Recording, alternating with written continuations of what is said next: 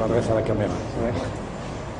Bonjour, je suis Jean-Luc Botson, ambassadeur de Belgique. Alors, ça fait à peu près 1 an et quelques mois que je suis au Maroc. Et ceci est ma première visite dans l'Oriental. C'est une visite importante dans la mesure où les liens entre l'Oriental et la Belgique sont étroits, puisque vous savez que la Belgique a une population d'origine marocaine qui est importante et qu'une bonne partie de cette population vient elle-même de l'Oriental.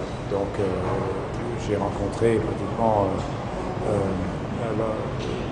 tous des interlocuteurs ici qui ont au moins un ou plusieurs membres de leur famille qui vivent en Belgique, donc on se connaît bien. Donc ça justifie de faire des choses ensemble. Alors je dois dire que j'ai été frappé, j'avais un peu l'image d'une province de l'Oriental un petit peu en arrière de développement, un peu laissé pour compte, et je me rends compte qu'avec la nouvelle politique de Sa Majesté Mohamed VI, ça a complètement changé, que c'est une région qui est en marche. J'ai été impressionné par le nombre de grands chantiers, des infrastructures, de ce qui est déjà réalisé, mais de ce qui est aussi en cours, de ce qui est prévu. J'ai aussi été frappé par les changements sociétaux, le dynamisme qu'on trouve dans la société civile, dans les universités, dans les pouvoirs locaux.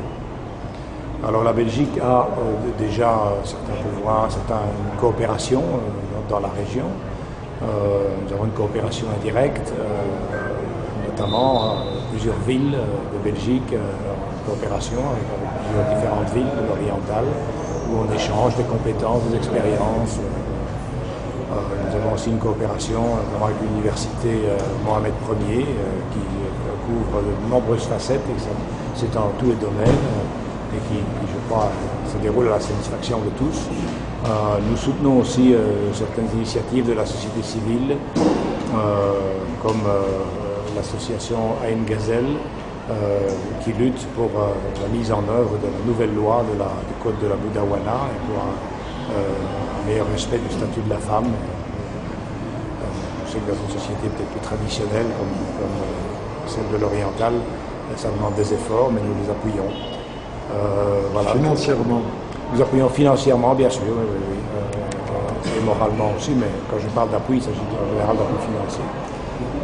Vous avez eu sûrement des entretiens avec le maire d'Oujda, parce qu'il y a déjà un jumelage de Saint-Jean-Mont-Labec et la ville d'Oujda, je crois.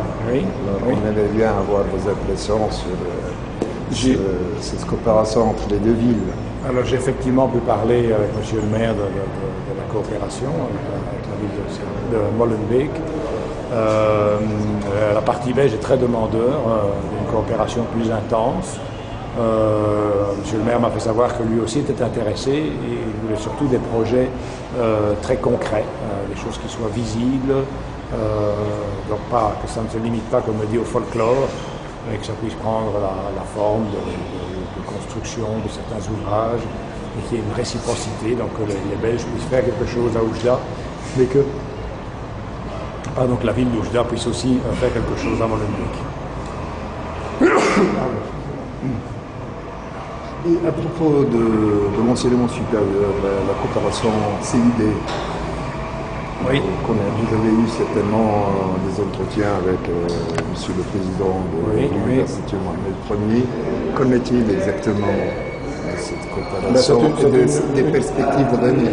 C'est une coopération qui existe, je crois, depuis 2004 ou 2005. Pour le moment, il y a un programme qui se termine en 2012.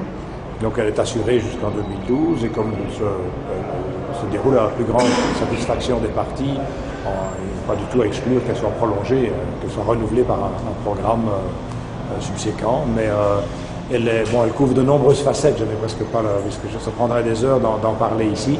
Donc